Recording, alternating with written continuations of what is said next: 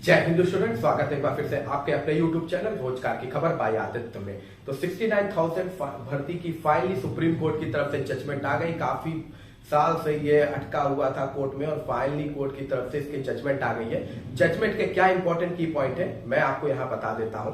काफी लोग कंफ्यूज हैं, काफी लोग काफी कुछ बोल रहे हैं, तो उस पर ध्यान मत दीजिए। मैं इंपॉर्टेंट पॉइंट आपको बता दे रहा हूँ। सबसे पहली बात कि कोर्ट का सबसे पहला और इंपॉर्टेंट पॉइंट क्या है कि नई लिस्ट बनेगी। क्या बनेगी?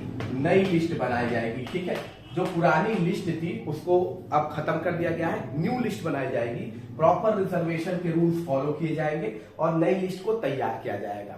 दूसरा इंपॉर्टेंट पॉइंट, अब इस नई लिस्ट से किसको नुकसान और किसको फायदा है? तो नई लिस्ट से वो बच्चे जो सुपर टेट में 90 से 96 नंबर पाए थे और एकेडमी का टोटल करके अनरिजर्व कैटेगरी से ज्यादा हो गए थे, उनको वापस से ओबीसी कैटेगरी, एससी कैटेगरी या जिस कैटेगरी थे वापस उनकी कैटेगरी के लिस्ट में लाया जाएगा, अनरिजर्व लिस्ट से हटा दिया जाएगा। लेकिन वो बच्चे जो 97 प्लस पाए या 97 पाए वो ऑलरेडी उस लिस्ट में रहेंगे जिसमें वो है अनरिजर्व कैटेगरी में, भले वो पाए हो आपका सुपर टेट ओबीसी से। ठीक है, तो पहला प्रोसेस तो ये। दूसरा प्रोसेस, गवर्नमेंट ने ड्यूल रिजर्वेशन को खत्म कर दिया। ठीक है, ड्यूल रिजर्वेशन को यहाँ पे यही है, दूसरा पॉइंट यही कि ड्यूल रिजर्वेशन को उन्होंने खत्म कर दिया। ठीक, तो अब इफेक्ट कब पड़ने वाला है? ज्यादातर इफेक्ट जो पड़ेगा वो इतने मार्क्स वाले बच्चों के लिए पड़ेगा जो 90 से 96 के बीच में लाइफ कर रहे हैं, उन्हीं पर ये ज्यादा इफेक्ट पड़ने वाला है। बाकी किसी पे कोई खास इफेक्ट पड़ने वाला नहीं है। अब कुछ लोग कह रहे हैं कि इसमें एक 9,000 की जो वैकेंसी थी वो खत्म कर दी गई है, तो कोई वैकेंसी खत्म नहीं हुई है। जब आपका लिस्ट ही नहीं बचा तो इससे रिलेटेड सारी प्रॉब्लम ही खत्म कर दी गई। ठीक है, लिस्ट था ही, बचा ही नहीं, नई लिस्ट जारी करने को कह दिया गया है, तो इससे रिलेटेड सारी प्रॉब्लम ही खत्म हो गई। अब नई लिस्ट जब जारी करने के लिए कोर्ट ने क्या कहा है? 3 महीने का समय दिया है। कोर्ट ने 3 महीने का समय दिया कि 3 महीने में प्रॉपर रूल और रेगुलेशन जो है रिजर्वेशन की उसको फॉलो करते हुए आप नई लिस्ट जारी कीजिए। अगर ये चीज पहले कर दी गई होती तो ये वैकेंसी इतनी लटकती ही नहीं और नई वैकेंसी भी आपको देखने को मिल जाती। पर अब जो है, अब जानबूझ के की गई, कैसे की गई, ये तो डिपेंड करता है कि क्या हुआ था। अब इंपॉर्टेंट बात ये है कि जो ऑलरेडी ज्वाइनिंग कर चुके हैं उनका क्या? जो ज्वाइनिंग कर चुके हैं उनका क्या होगा? तो जो ज्वाइनिंग कर चुके हैं उनके लिए भी कोर्ट ने बहुत ही अच्छी रिलीफ दी है। उन्होंने ये बिल्कुल भी नहीं कहा है कि उन्हें निकाला जाएगा या वो किया जाएगा।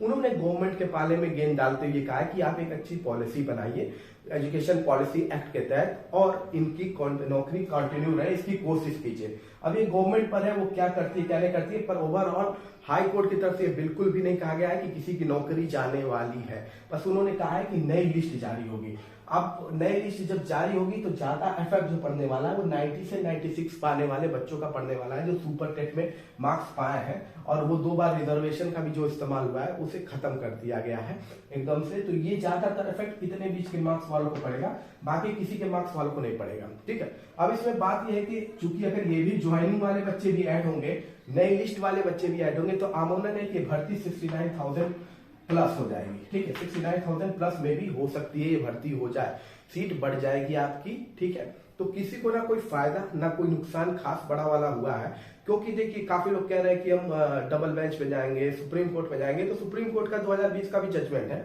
उसमें उन्होंने ऑलरेडी कहा है कि 2 तरह के रिजर्वेशन होते हैं, एक हॉरिजॉन्टल और एक वर्टिकल। हॉरिजॉन्टल रिजर्वेशन वो होता है कि मान लीजिए आप कैटेगरी से भरे हैं, उसके बाद आपके मार्क्स अनरिजर्व से ज्यादा हो जाते हैं तो आप अनरिजर्व के लिस्ट में नहीं आएंगे, क्योंकि आपने कैटेगरी का बेनिफिट लिया है, फीस का बेनिफिट, एज का बेनिफिट गिना जाएगा, तो आपने कैटेगरी का बेनिफिट लिया है। वर्टिकल में उन्होंने ये कहा कि मान लीजिए आपके मार्क्स अच्छे हैं, अनरिजर्व के बराबर है, तो आपको अनरिजर्व कैटेगरी में डाला जा सकता है। ठीक है, क्योंकि ये जो परसेंटेज दिया जाता है रिजर्वेशन का, ये नहीं है कि बस इतने ही बच्चे फिक्स हो गए कि 20% अगर किसी कैटेगरी का रिजर्वेशन है तो 20% बच्चे उस नौकरी में आएंगे, और भी बच्चे आ सकते हैं। 20% वो मिनिमम क्राइटेरिया कि कम से कम इतने बच्चे तो इस कैटेगरी के आने ही चाहिए। तो 2 बात सुप्रीम कोर्ट ने बोली थी, एक हॉरिजॉन्टल और एक वर्टिकल। 2 तरह के उन्होंने रिजर्वेशन को एक्सप्लेन किया था। हॉरिजॉन्टल को फॉलो करने वाले स्टेट हैं उत्तर प्रदेश, मध्य प्रदेश, और वर्टिकल को फॉलो करने वाले हैं उत्तराखंड, हरियाणा।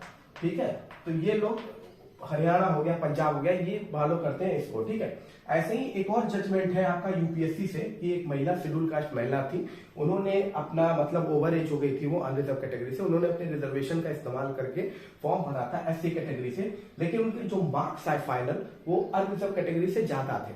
तो उन्होंने कहा कि हमें एससी लिस्ट में डालने के बजाय अनरिजर्व में हमारा नहीं लिए। ऐसे में वो high court, Gujarat high court case में कर दी थी, हाई कोर्ट में केस कर दी थी। तो हाई कोर्ट की तरफ से भी जजमेंट आया था कि भाई आपने बेनिफिट यूज किया है, एज का बेनिफिट यूज किया है, फीस का बेनिफिट यूज किया है, उसके बाद आप उस कैटेगरी में जाती हैं जहां कोई बेनिफिट दिया ही नहीं जाता है, उस हिसाब से तो आप बाहर हो गई। उस हिसाब से अगर अनरिजर्व से देखा जाए तो आप बाहर हो गई। तो महिला ने फिर ये चीज अपील की थी सुप्रीम कोर्ट में भी, तो सुप्रीम कोर्ट ने भी हाई कोर्ट के उसी डिसीजन को रिपीट कर दिया था। तो जो ये लोग कह रहे हैं कि हम यहाँ जाएंगे, वहां जाएंगे, इधर जाएंगे, जो भी जाए ये उनका हक है, इतना बड़ा वो नहीं है, सबको सबका राइट है कि 2 बैच में जाए। बस इससे ये होता है कि वैकेंसी लटकी रहती है, और इससे वो होता है कि जो नए बच्चे ना उनके पास उनकी एज भी जा रही होती है और उनकी वैकेंसी में डिले होता है, चाहे वो हर कैटेगरी एससी एसटी ओबीसी के जो नए कैंडिडेट्स हैं वो स्टिल अभी वेट करेंगे प्राइमरी भर्ती की, क्योंकि जब तक ये फाइनल नहीं होगा, अब इसके बाद भी अगर बच्चे कोर्ट में चले गए तो फिर ये लटकेगी। तो जब तक ये फाइनल नहीं होगी नई भर्ती आपकी आने को नहीं है। ओवरऑल बात यह है कि कोई बड़ा नुकसान किसी को हुआ नहीं है, ठीक है, फायदा ही हुआ है। जो कैटेगरी में थे वो कैटेगरी में वापस चले जाएंगे, जो ऑलरेडी ज्वाइनिंग है उनके लिए अलग से एक पॉलिसी बनाने को कहा गया है, और बाकी जो मेनली लिस्ट में चेंजिंग आएगी वो इसी में आएगी।